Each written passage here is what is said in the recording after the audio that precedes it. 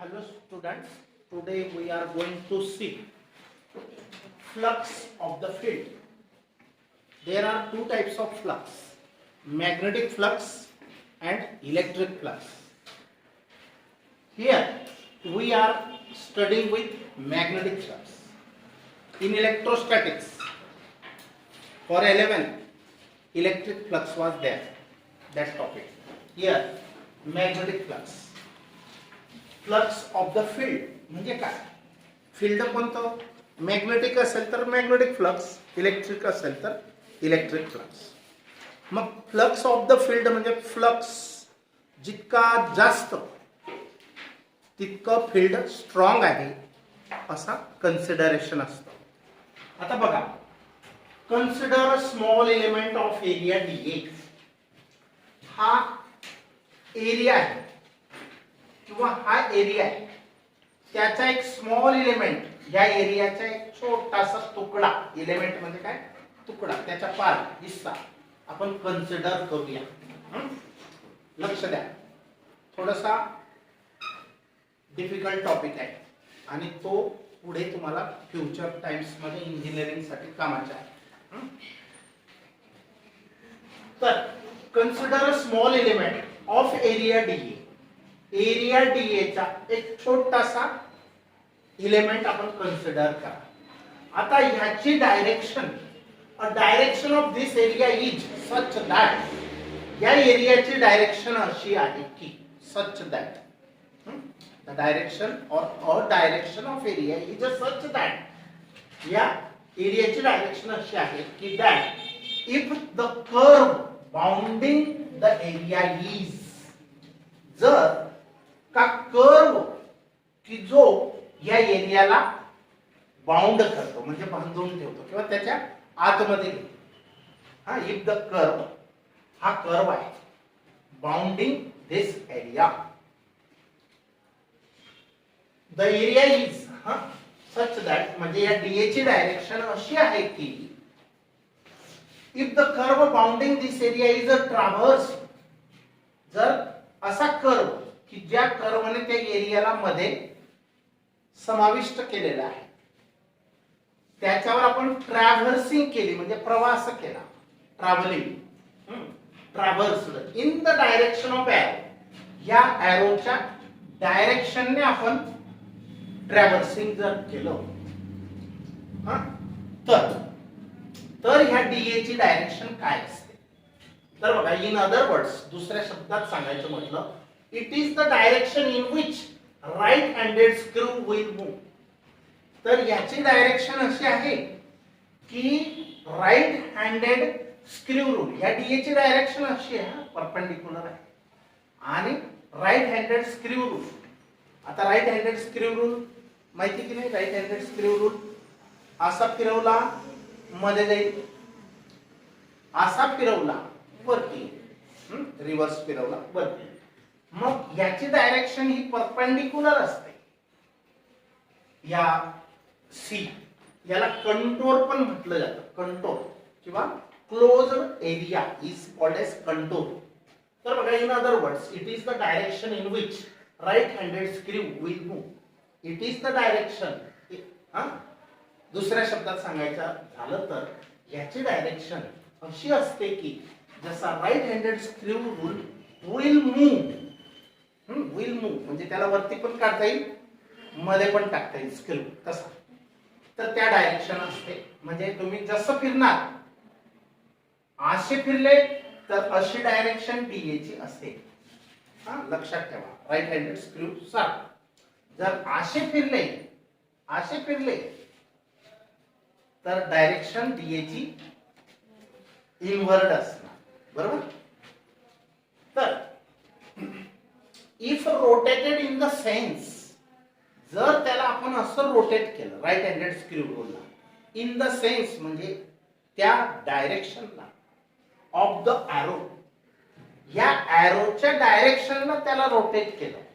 हा एरो नाही बरं का, हे फक्त ही क्वांटिटी वेक्टर आहे म्हणून त्याच्या डोक्यावर एरो लिहावा लागतो, ही डायरेक्शन.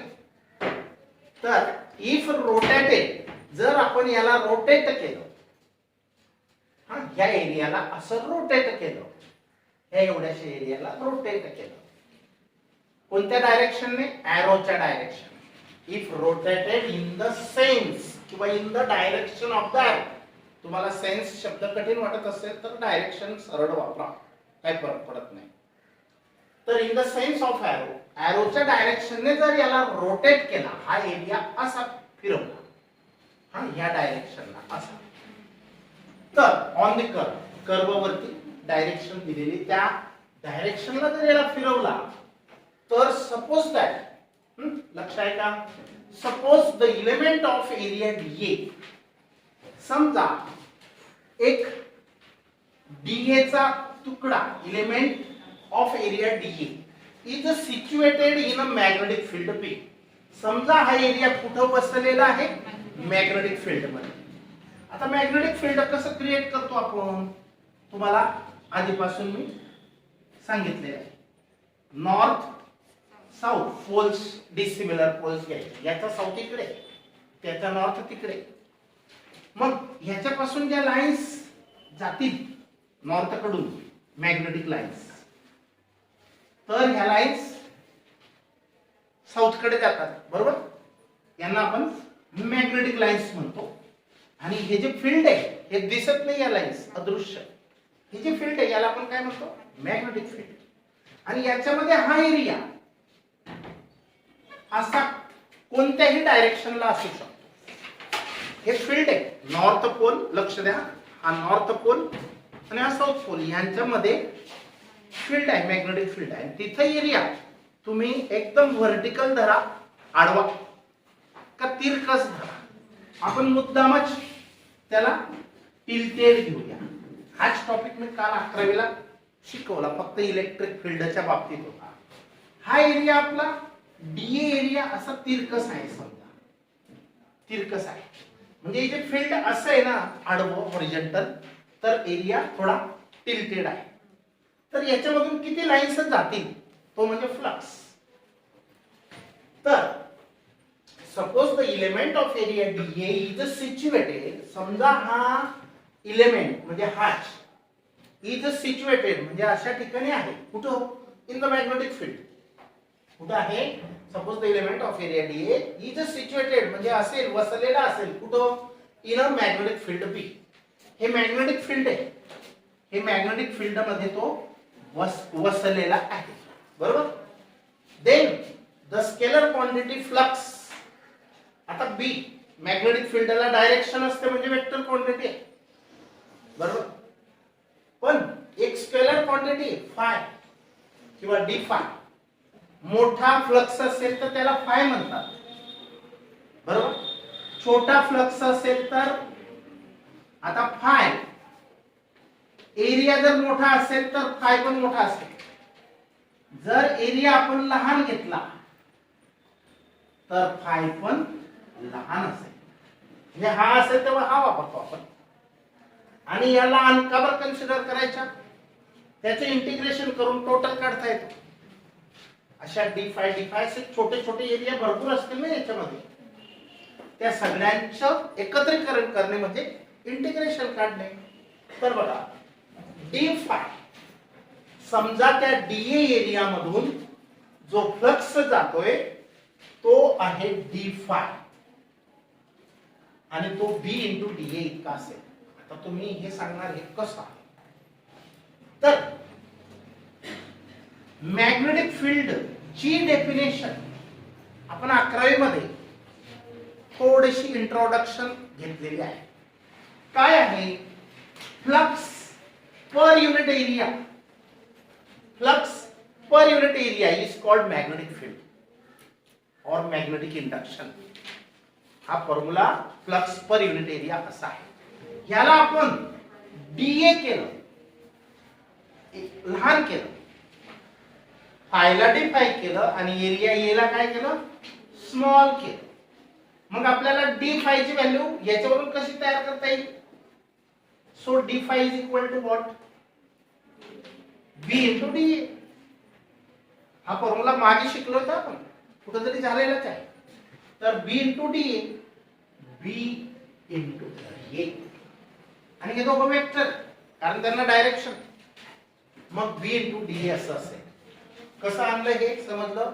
हे ऑलरेडीच आहे इलेक्ट्रिक फ्लक्स मध्ये पण हाच फॉर्म्युला आहे फ्लक्स पर युनिट एरिया. आता ह्या हा स्केलर प्रॉडक्ट आहे. डी फाय हा स्केलर क्वांटिटी आहे. मॅग्नेटिक फ्लक्स स्केलर क्वांटिटी आहे आणि तो दोन वेक्टरचा स्केलर प्रॉडक्ट आहे डॉट प्रॉडक्ट आहे. मग या दोघांचा डॉट प्रॉडक्ट आपण कसं सॉल्व्ह करतो शिकलेत की नाही 11वी मध्ये. स्केलर प्रॉडक्ट डॉट प्रॉडक्ट त्यांच्या product of magnitude and cosine of the angle between them be आणि डी ए मधला अँगल. आता बी आणि डी ए मधला अँगल कोणता असेल. आता इथे लक्ष द्या. हा एरिया डी आहे छोटासा एरिया डी आहे. इथं मॅग्नेटिक फील्ड ची डायरेक्शन कोणती आहे ही आहे आणि एरिया वेक्टर ची डायरेक्शन कोणती असते. तो एरिया कसाही असो आडवा असो का तिरकस असो त्याला जर तिरकस घेतला तर त्याला परपेंडिक्युलर अशी डायरेक्शन असते ह्या डीए वेक्टरची. लक्षात ठेवा हा डीए वेक्टर काय आहे परपेंडिक्युलर टू द एरिया. हा एरिया वेक्टर डी आहे आणि बी ची डायरेक्शन आडवी आणि त्याचा वेक्टर एरिया वेक्टर थोडासा आणि यांच्यामधला जो अँगल आहे थिटा त्याला आपण अँगल म्हणतो बिटवीन बी अँड डी. काय म्हणतो B angle between B and D. समजलं का. हा एरिया डी एरिया पण याचा एरिया वेक्टर हा त्या सरफेसला कसा असतो परपेंडिक्युलर असतो. परपेंडिक्युलर आहे ना इथं 90 डिग्री अँगल आणि बी ची डायरेक्शन तर अशी आहे बरोबर. आता बघा आपल्याला नळ चालू केलाय. ग्लास धरला तुम्ही पाणी भरण्यासाठी सरळ धरला तर सगळंच पाणी व्यवस्थित जाईल पण तिरकस धरला ग्लास बाकीचं सांडेल म्हणजे बाहेर जाईल बाकीच्या मध्ये अडकेल. मग तसाच प्रकार ह्या एरियामध्ये होतो की जर परपेंडिक्युलर धरलं तर सगळ्या लाईन्स त्याच्यामधून जाणार पण जर तिरकस धरलं तर काही लाईन्स म्हणजे कमी जातील. समजला अर्थ. आता हे समजलं यांच्यामध्ये अँगल असतो तो समजला का. मेन गोष्ट ही आहे तिरकस केला तर या लाईन्स कमी जातील. मग ह्यांचं solution scalar product of two वेक्टरचं सोल्युशन कसं काढलं आपण B D A cos of theta. Theta काय angle between B and D A. हा याचं उत्तर हे आहे. 11वीचा भाग आहे ना.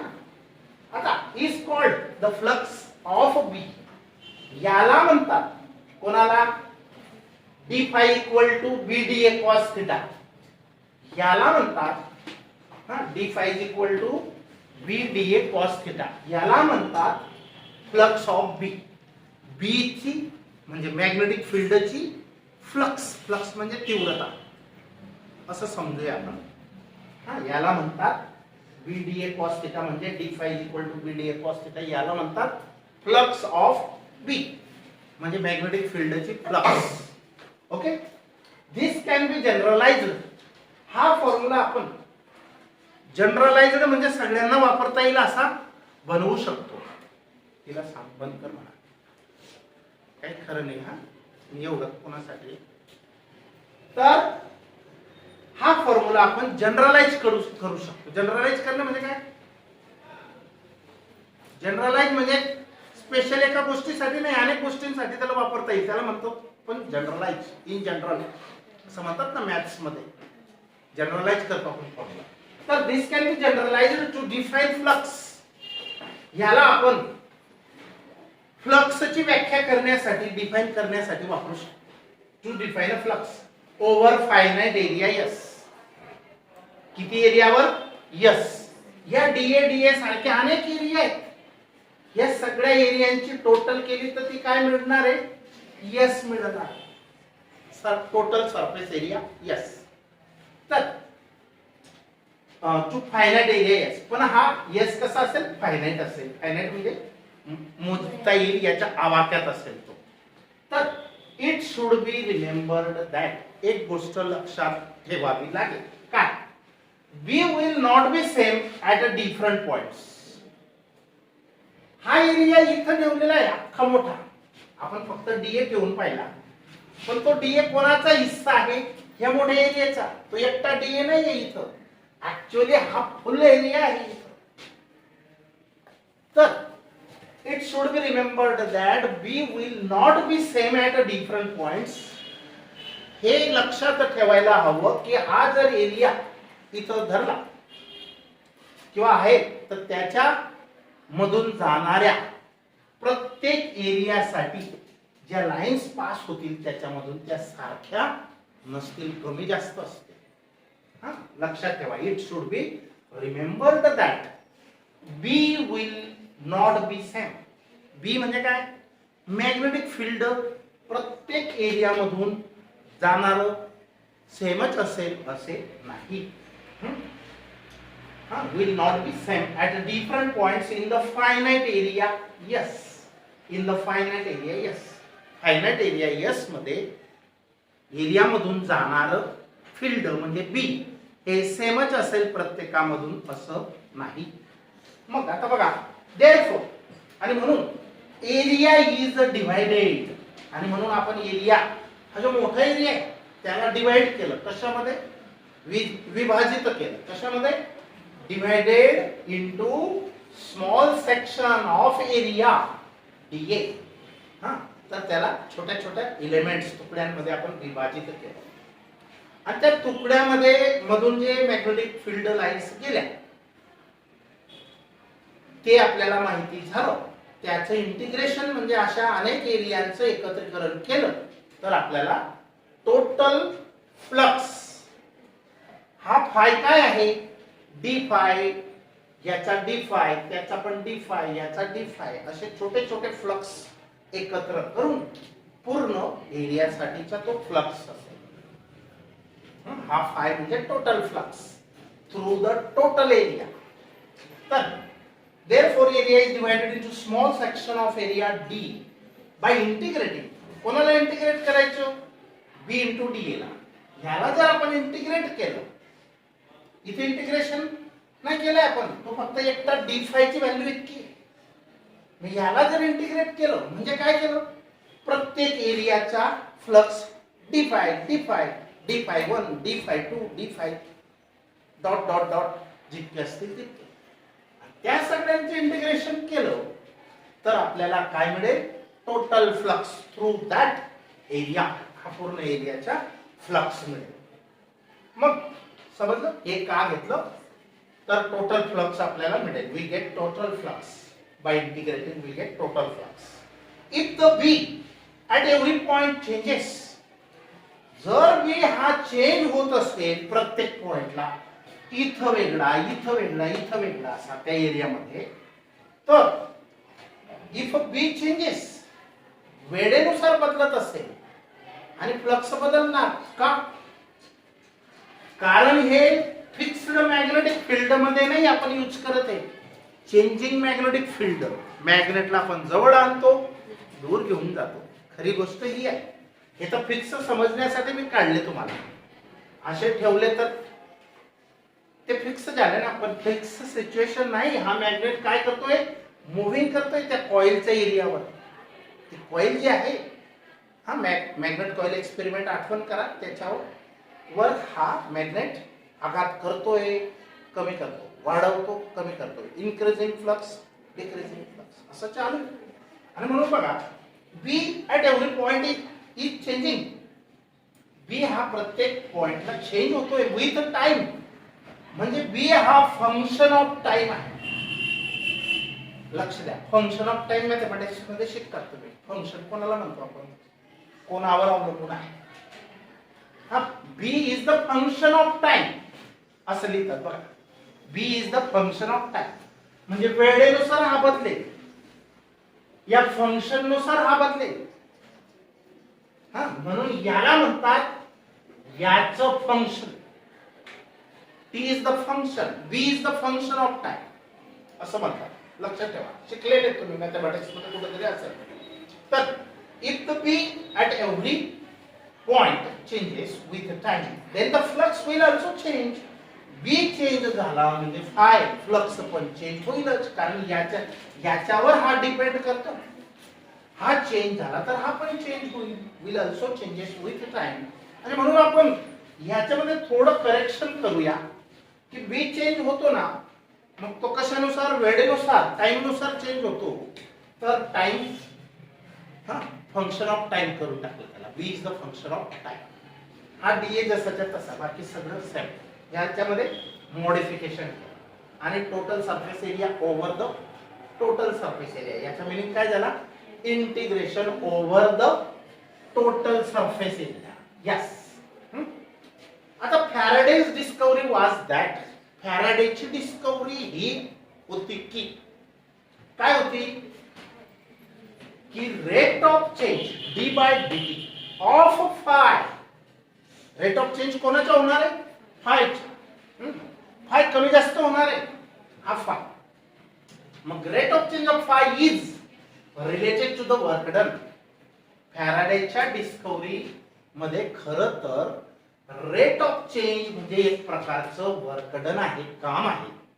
वर्कडन माहिती की नाही, वर्कडन केव्हा होतं, हा फोर्स इनटू डिस्प्लेसमेंट. हा तर फॉर्म्युला आहे, कारण वेगवेगळं याच्यासाठी वर्कडन काढायचे फॉर्म्युले वेगवेगळे पोटेन्शियल मध्ये.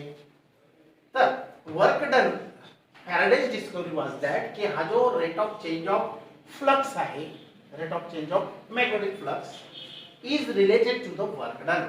याचं नातं वर्क डनशी आहे. कशासाठी, to take a unit positive charge around the contour.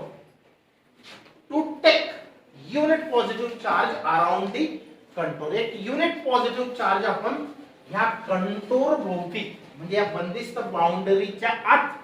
हा, कंटोरचा अर्थ मी सांगितलं होता अगोदर, कंटोर. तर वर्क डन, पण कोणत्या वर्क डनशी याचं नातं आहे, to take a unit positive charge in to take a unit positive charge around the contour. एक युनिट पॉझिटिव्ह चार्ज ह्या कंटोर भोवती घेऊन जायला जे पण वर्कडन असेल त्या वर्कडनशी ह्या डी फाय बाय dt चं नातं असेल, रिलेशन असेल. मग this work done is just the EMF. आणि ते वर्कडन काय असेल, ईएमएफ असेल, इलेक्ट्रोमोटिव्ह फोर्स असेल. कॉइलवर जी ऍक्शन झाली फ्लक्सची, त्याच्यामुळे कॉइल मध्ये काय चेंज झाला, ईएमएफ तयार झाला. मग ते म्हणजे वर्कडनच आहे. हा, this work done is just the EMF. तो दुसरा तिसरा वर्कडन कोणता नसून ईएमएफच आहे. मग अकॉर्डिंगली म्हणजे त्यांच्या मतानुसार फॅराडेज लॉ स्टेट दॅट. फॅराडेजचा लॉ काय म्हणतो, सेकंड लॉ, हा, EMF generated in the coil is the rate of change of magnetic flux. आणि हे मायनस साइन ऍक्च्युअली लेंझने केलंय, तेव्हा हे परिपूर्ण होतो हा फॉर्म्युला. हा, फक्त मॅग्निट्यूड काढायचे असेल मायनस साइन घ्यायची गरज नाही. डायरेक्शन विथ मॅग्निट्यूड पाहिजे असेल तर मायनस साइन पण आणि हे पण या ईएमएफ साठी घ्यावं. ओके. आता या फायचं इंटिग्रेशन करायचं आहे आपल्याला, या फायचं इंटिग्रेशन करायचं. मग डी बाय dt बाहेर घ्या, minus d by dt integration of phi. मग फायची व्हॅल्यू काय आहे, ही आहे, पुटअप करा, टाकली, उचलली आणि फायची व्हॅल्यू पुटअप केली. Okay, let it be equation number 3. He EMF काढायची पद्धत आहे. हा, अगोदर आपण फाय काढला, तो फाय किती आला, तो फाय इथं लागतो तेव्हा ईएमएफ फाइंड आउट करता येतो. मग आपल्याला ईएमएफ डायरेक्ट नाही काढता आला ना, फाय माहिती पाहिजे होतं ना, म्हणून फाय साठी एवढं समजावं लागतं. आता from equation number 3 we can say that, आपण असं म्हणू शकतो की इवन इफ, जरी का बी म्हणजे magnetic field does not change, जर ते चेंज होतच नसेल म्हणजे काय, असं फिक्स असेल म्हणजे तो मॅग्नेट जवळ येणे दूर जाणे होत नसेल, म्हणजे पडलेला आहे कॉइलच्या जवळ फिक्स आहे, तर मग काय होईल, we can say that even if B is not changing, magnetic field change होत नाही, म्हणजे ते दोघं स्टेबल आहेत, कॉइल आणि मॅग्नेट. तर हा change with time, flux may still vary, परंतु फ्लक्स मात्र व्हॅरी होतो, चेंज होतो. किंवा if the area yes changes with time, जर एरिया बदलला, मोठा लहान मोठा लहान, तर मात्र फ्लक्स बदलतो, जर बी फिक्स जरी असेल. तर एवढा पार्ट आहे. ओके, हा थोडा हाय लेवलचा आहे. Okay, now will stop here.